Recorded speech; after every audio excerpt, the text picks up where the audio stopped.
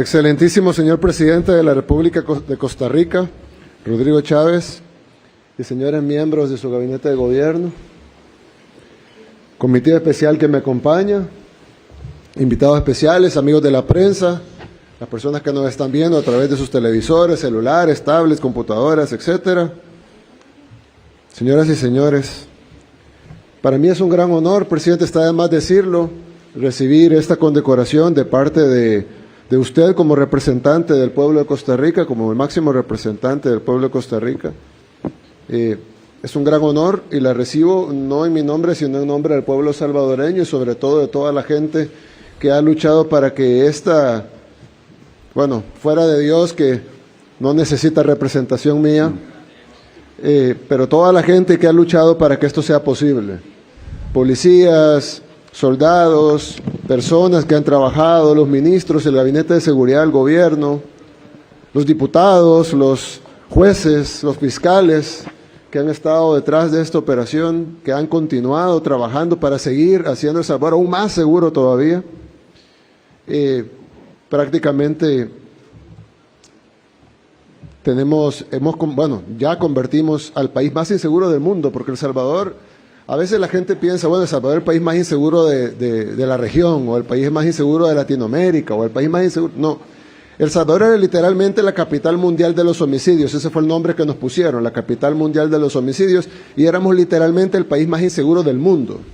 Más inseguro que las zonas de guerra, más inseguro que Irak en su momento, más inseguro que Afganistán, más inseguro que cualquier zona de guerra. El Salvador era el país más inseguro del mundo. Y lo convertimos al día de hoy en el país más seguro de todo el hemisferio occidental. En el 2023 cerramos como el segundo país más seguro de todo el hemisferio occidental, solo después de Canadá, pero ya este año esperamos cerrar el año como el país más seguro de todo el hemisferio occidental. Y eso pues ha sido el fruto del trabajo de mucha gente. Creo que el presidente dijo algo importante. Y es que yo le decía en la reunión privada que tuvimos a él, y lo dije también en la reunión de gabinete, que nosotros no veníamos a darle clases a nadie, nosotros venimos a aprender. Porque ustedes tienen aquí en Costa Rica una joya, en toda Latinoamérica, es una joya. Cuando uno ve la ventaja que nos llevan en muchísimas cosas, no de ahora, hace mucho tiempo, en educación, en salud, en turismo, en biodiversidad. Económicamente les está yendo muy bien con la gestión del presidente Chávez. Yo les decía que incluso yo a mi equipo, cuando yo veía las tasas de deflación en Costa Rica, mientras todo el mundo estaba en inflación, y nosotros en inflación, por supuesto, yo les decía, pero miren Costa Rica, está en deflación. Ya le pregunté cómo hizo. Y nosotros logramos, gracias a Dios, después de un año de lucha, y después de una lucha dura de julio a la fecha, logramos tener el primer mes con deflación global y deflación en alimentos, que era la más importante para nuestra gente. Lo logramos ahora en octubre, pero ustedes la llevan desde hace ratos. Y entonces nosotros venimos a aprender mucho de esta joya de país que tienen ustedes. Pero creo que vamos a aportar en algo que nosotros ya vivimos y algo que nosotros ya resolvimos, que es la seguridad. Salvadas las diferencias que habrán entre los países y salvado que la inseguridad que vivíamos nosotros era 4 veces peor que la que tienen ustedes ahora. Pero en algún momento era muy seguro El Salvador y fue convirtiéndose en un país inseguro, y antes de convertirse en la capital mundial de los homicidios tenía el nivel de inseguridad que tenía Costa Rica ahora. Es decir, iba así. Y el crimen es muy difícil de detener. Yo decía en una visita a Estado reciente en Argentina que el problema del crimen es que los incentivos son tan grandes que es prácticamente imposible para un gobierno contrarrestar esos incentivos. Vamos a darle una beca a los jóvenes, vamos a darle un subsidio a los jóvenes para que se salgan del crimen. Sí, claro, pero ¿cuánto va a dar el gobierno? Primero, que es injusto darle un premio al delincuente, ¿no? Pero dejando la parte moral afuera, que no debería, pero dejando hipotéticamente la parte moral afuera, ¿qué le va a dar el gobierno? $300. Los delincuentes le va a dar 3,000. El gobierno le va a dar 3,000, el delincuente le va a dar 5,000. No hay forma de que un gobierno pueda competir con los incentivos del crimen. Por eso el Estado debe de intervenir y hacer valer su monopolio sobre la violencia. Nadie puede ser violento más que el Estado. Solo para intervenir y mantener la paz. Nada más. La fuerza del Estado debe de usarse no para violar derechos humanos, para garantizar los derechos humanos de la gente que nunca se le defienden sus derechos humanos. ¿Cuál es el principio? Cuando dicen todos los derechos humanos tienen la misma ponderación, no es cierto. El derecho humano más importante es el derecho a la vida. Todos los demás derechos no sirven si no hay derecho a la vida. O no se pueden aplicar. Yo no puedo tener derecho a la movilidad si estoy muerto. Entonces, el Estado debe garantizar el derecho a la vida de sus ciudadanos. Y para eso debe ir tras los delincuentes, no hay otra forma. Y el presidente Chávez lo mencionó, lo hablamos en nuestra reunión privada. Nosotros veníamos combatiendo el crimen y veníamos teniendo resultados buenos. Pero una de las cosas que hicimos fue preparar todo el escenario para, en nuestra mente, lanzar la fase 6 de un plan que nunca la pudimos lanzar porque antes se nos vino el inicio de la guerra contra las pandillas, que la iniciaron ellos, no nosotros. Pero ya estábamos en un 75% preparados cuando lanzamos nuestra contraofensiva a las pandillas y las destruimos.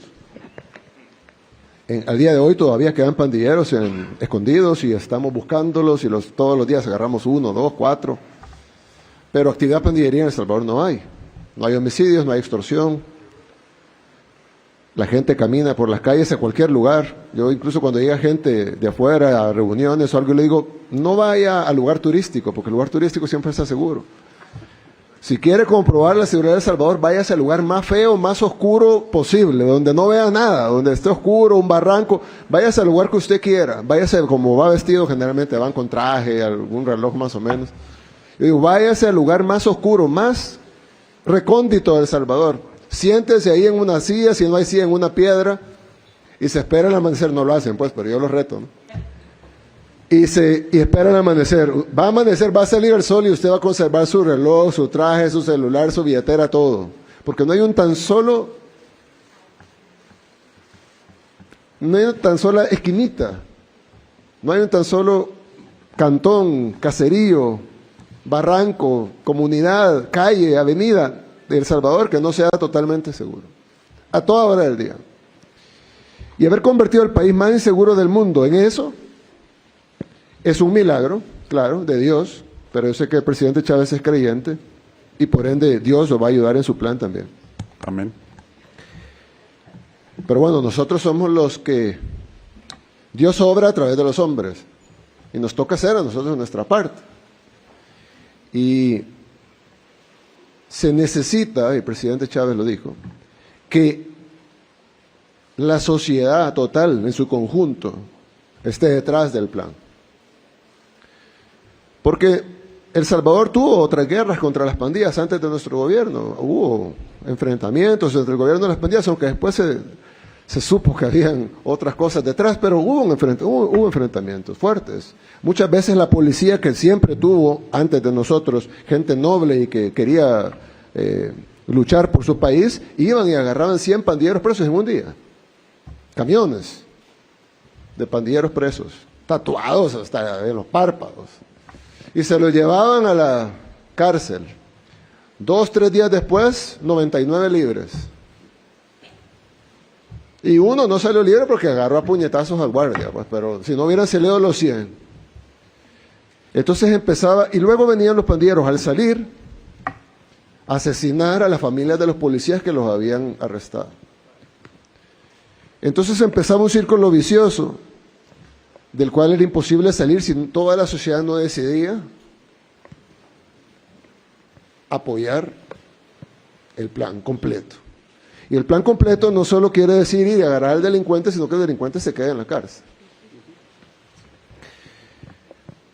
Por hacer eso, alguna gente dijo, bueno, están violando el derecho humano del delincuente. Y dice, no, todos los delincuentes tienen derechos humanos, todos. No hay un tan solo delincuente en este mundo que no tenga derechos. Todos los delincuentes tienen derechos. Porque son humanos. Nadie está discutiendo eso.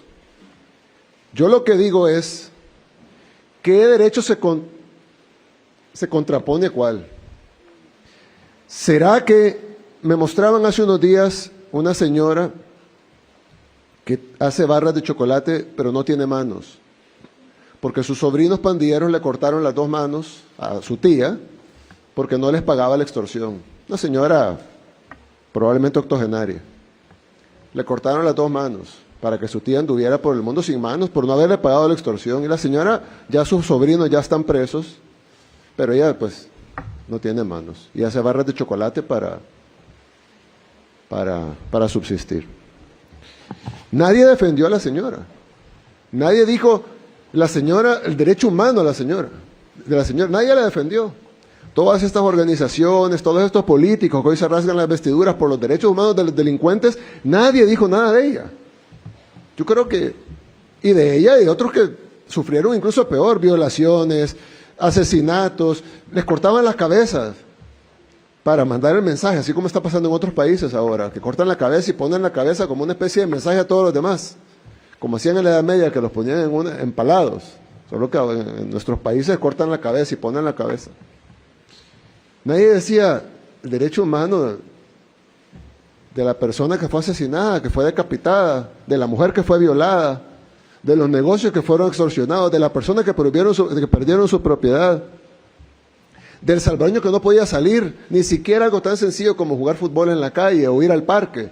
Y lo pueden preguntar a sus colegas en El Salvador, lo pueden preguntar a las personas que conocen, bueno, hay salvadoreños aquí en Costa Rica, pregúntenles cómo era en El Salvador. Literalmente la gente no podía ir a jugar al parque.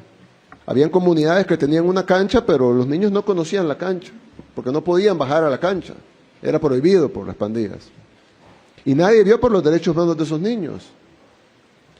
Y en el momento que decidimos agarrar a estas personas que estaban haciendo esto, entonces salieron la gente a defender los derechos de ellos, de los criminales. Porque tienen derechos, sí, pero no más derechos que los demás. Así que nosotros hicimos lo que teníamos que hacer, gracias a Dios, porque no hubiera sido así si no hubiera sido por Él. Amén. Tuvimos un éxito rotundo, la gloria de Él, nosotros fuimos sus instrumentos en ese momento, y cuando nos quiera seguir usando, que nos siga usando a todos, porque a todos nos usa de alguna manera.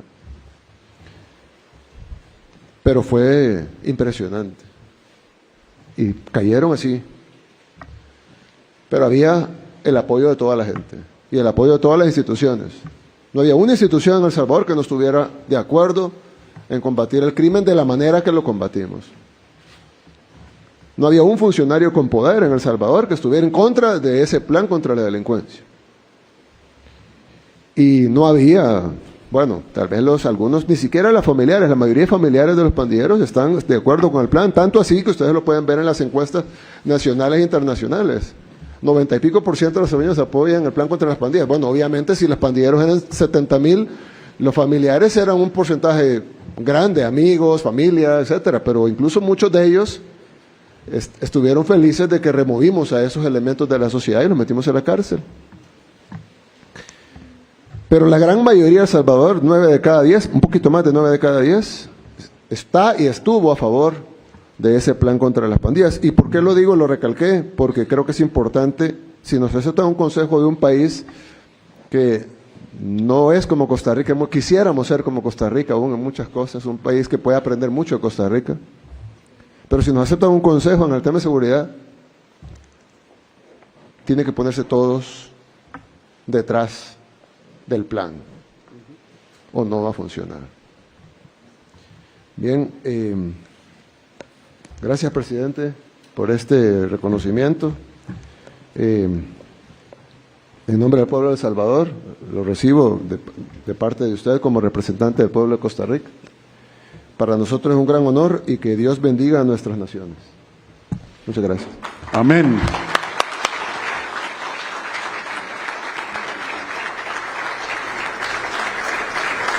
Amén.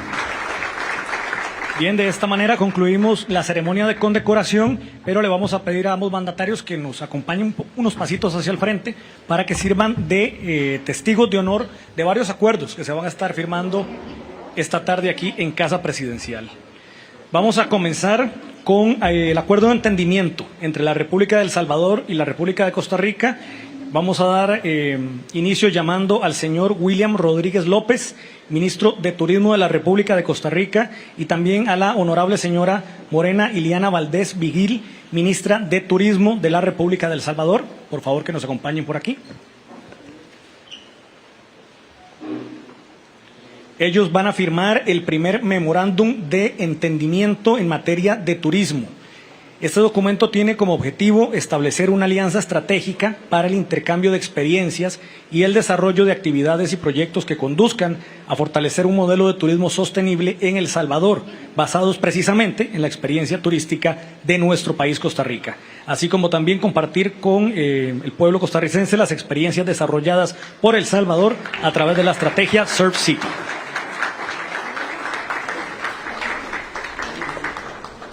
Las gracias a ambos jerarcas, también el momento para la fotografía oficial.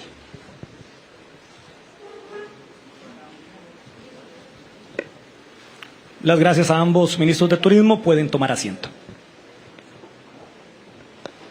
Bueno, y seguidamente vamos a llamar al señor Jorge Rodríguez Vives, ministro de Cultura y Juventud, y al honorable señor Raúl Neftalí Castillo Rosales, ministro de Cultura de El Salvador. Ellos van a firmar el memorándum de entendimiento entre el Ministerio de Cultura de El Salvador y el Ministerio de Cultura y Juventud de Costa Rica. Les cuento que el objetivo principal de este memorándum es permitir el intercambio de conocimientos, prácticas artísticas y políticas culturales, promoviendo la cooperación bilateral entre ambas naciones. El documento contempla todos los programas de trabajo, tanto del Ministerio de Cultura de El Salvador como del Ministerio de Cultura y Juventud de Costa Rica, entre ellos música, danza y teatro. Por favor, la fotografía oficial.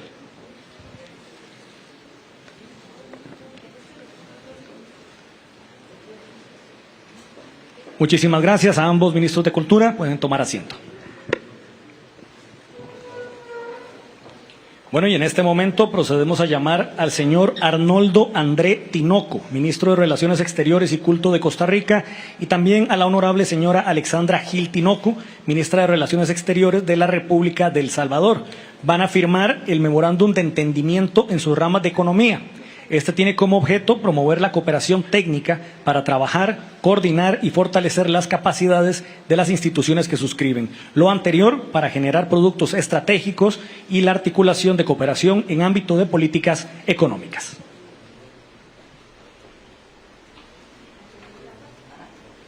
Nos falta la fotografía oficial.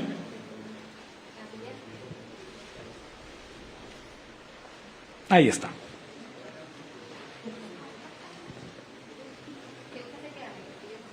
Bueno, y les pedimos también respetuosamente que se mantengan al frente para seguir con la firma de la declaración conjunta de la visita de Estado.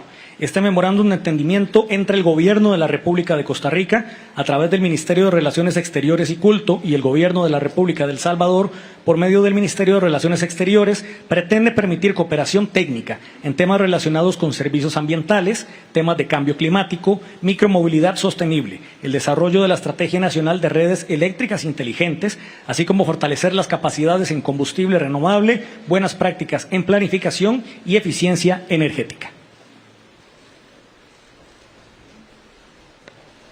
Muchísimas gracias a ambos ministros.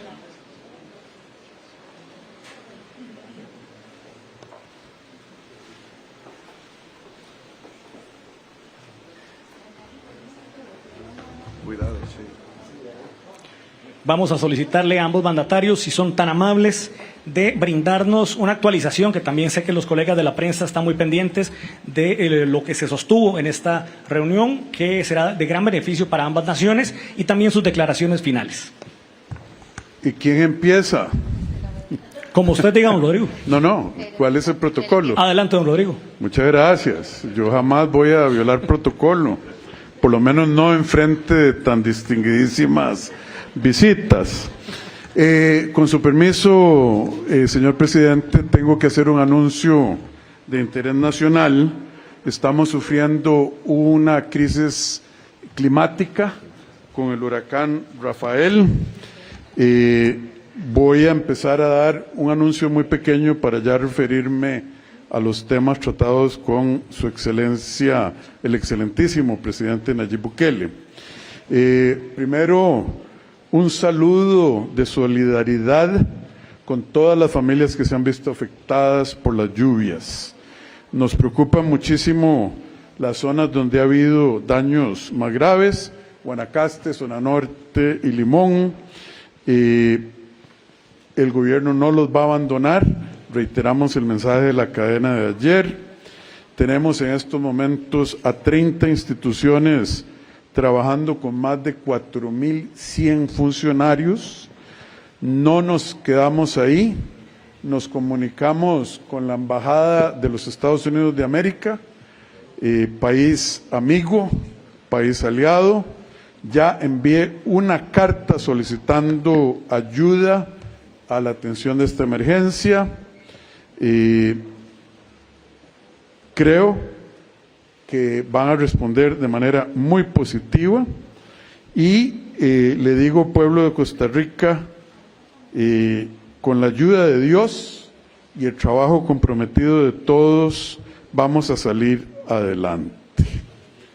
Ese es el mensaje que tenía que dar, señor presidente. Presidente, si me permite. Sí, por favor. Nosotros teníamos una misión lista para ir a Valencia, con 300 rescatistas, insumos médicos, alimentos, un avión lleno. Sí. Lo tenemos listo desde hace días. Entiendo que el gobierno de España, por alguna razón, no está aceptando ayuda internacional. Podemos enviarlo aquí mañana mismo. Que Dios lo bendiga. Un aplauso. Terminémoslo para que salgan hoy en la noche, si pueden, que estén aquí mañana. Ven que estas visitas pagan. Se lo agradezco en el alma y que Dios los bendiga. Muchas gracias. Gracias. A la orden. Otro aplauso. Nosotros no vamos a rechazar la ayuda porque es ayuda a nuestro pueblo y de un pueblo hermano. Muy bien. Para resumir, el presidente Bukele y yo nos reunimos un rato que se fue como un segundo. Creo que al final debimos haber gastado 25 o 30 minutos. ¿De qué hablamos? Primero, tengo que confesarles que el presidente Bukele ha llegado a niveles a los que yo aspiro llegar, pero a los que yo soy sumamente aficionado, con la historia mundial. Discutimos, siempre lo hacemos, historia, la evolución de las sociedades, etcétera. Y sobre esa base, estuvimos conversando un poco sobre el papel del Estado, la naturaleza de la democracia, y a mí me dio en alguna medida tristeza compartirle al presidente Bukele que la Corte Suprema de Costa Rica declaró inconstitucional un proyecto de ley que permitiría a un juzgado aplicar criterios objetivos, medibles, sujetos al escrutinio de la lógica, la moral y la justicia y el derecho, de que cuando alguien representa un peligro para la sociedad en el área de crimen organizado, en el área de sicariato, homicidio y delitos sexuales, a esa persona se le podría privar de libertad. La Corte nos dijo que no, mucho menos siquiera concebir lo que tuvo que hacer en el plan de control territorial el señor presidente Bukele.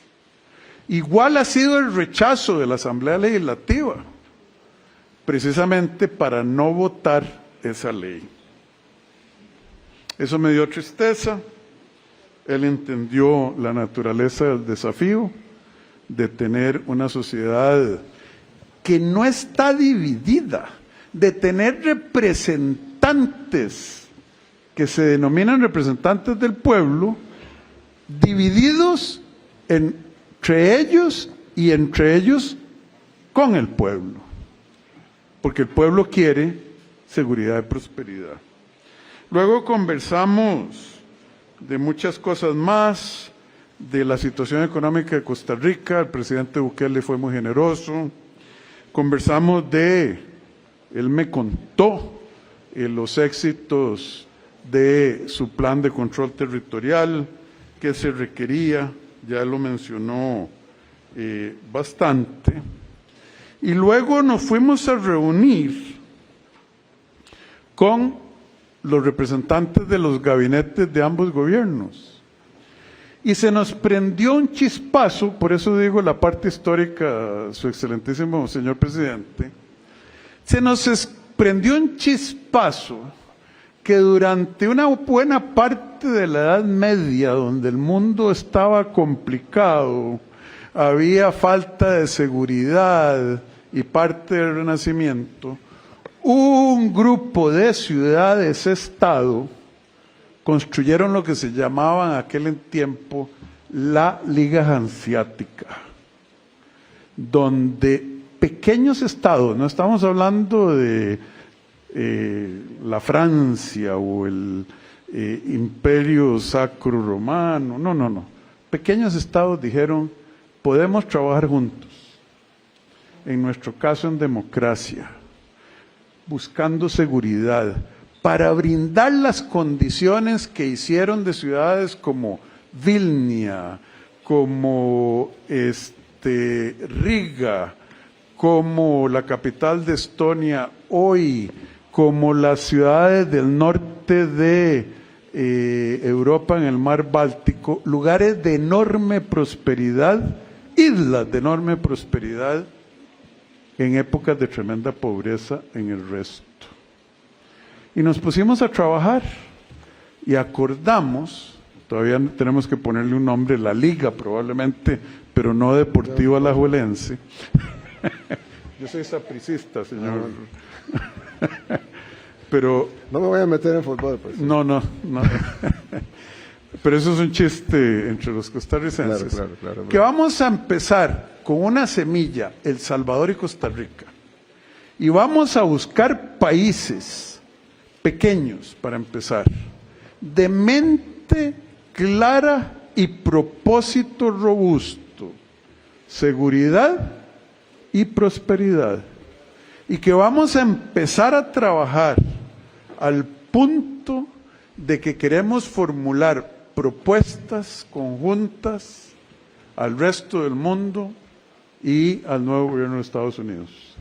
Eso con la ejecutividad del señor presidente, que ustedes me conocen, saben que tomo decisiones, ahí mismo digo, se hace, lo vamos a lograr. Empezamos El Salvador y Costa Rica, no vamos a ser un club muy grande, precisamente por ser un club muy distinguido, seguridad y prosperidad, obviamente dentro del marco de la democracia. Vamos a empezar a trabajar juntos para posicionar a nuestros países en temas como inversión extranjera directa, en temas como comercio internacional, en temas como seguridad transfronteriza, la lucha contra el narcotráfico, organizarnos con la inmigración y todas las cosas que los pueblos quieren. Déjenle a los políticos el trabajo. A mí déjenme trabajar y crear a mis familias en paz. No es eso lo que ustedes quieren, costarricenses. Den la oportunidad de que mi hija, mi hijo estudie y vaya a trabajar a una empresa bien remunerada, donde podamos crecer. Y esa visión de llegarnos a convertir en a tomar nuestros lugares entre las naciones más prósperas del mundo, hoy, después de 1 hora de trabajo, tal vez media hora 1 a 1 y 45 minutos contra los gabinetes, da nacimiento y con la ayuda de Dios y el trabajo duro lo vamos a hacer germinar. Me extendí, pido disculpas. Muchísimas gracias, señor presidente.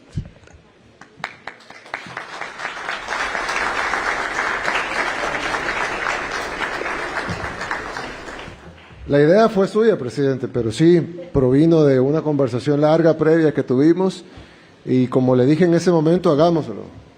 Nosotros, pues obviamente haremos nuestro proceso interno, pero estamos seguros que se hará y no hay problema. Además, las relaciones internacionales las ve el presidente a través de su canciller. Y pues vamos a hacer los procesos que se tengan que hacer y vamos a empezar a construir la sede de la liga. Y bueno, vamos a sentarnos para invitar a los países que tengan gobiernos que piensen como el nuestro y que quieran llevar a sus ciudadanos lo mejor de la prosperidad, del crecimiento económico, del comercio, de la seguridad, de que no veamos siempre pasar el progreso, sino que ahora, que alguien pudiera decir en contraposición, vivimos en un mundo en crisis, tenemos imágenes de países que admirábamos, que quisiéramos tener ciudades como las que tenían, y vemos ahora las calles de esas ciudades tomadas por las drogas, tomadas por el desorden, tomadas por la delincuencia. Y decimos, pero ¿cómo pasó que de repente lo que siempre aspirábamos a hacer dejó de ser algo que quisiéramos ser? Y me decía el presidente, bueno, lo dijo en la reunión de gabinetes, lo peor que se puede hacer en una crisis es no aprovecharla. Y lo mejor fuera no tenerla. Pero si hay una crisis, hay que tomar lo bueno, tomar la oportunidad que las crisis brindan. Y tenemos un mundo que ya no tenemos que dejar pasar el desarrollo, ver cómo otras sociedades se desarrollan. Hablamos del ejemplo de Singapur, como era un país que hubiera envidiado ser como Costa Rica o El Salvador hace 70, 80 años. Era un país El Salvador es pequeño, país más pequeño de Latinoamérica.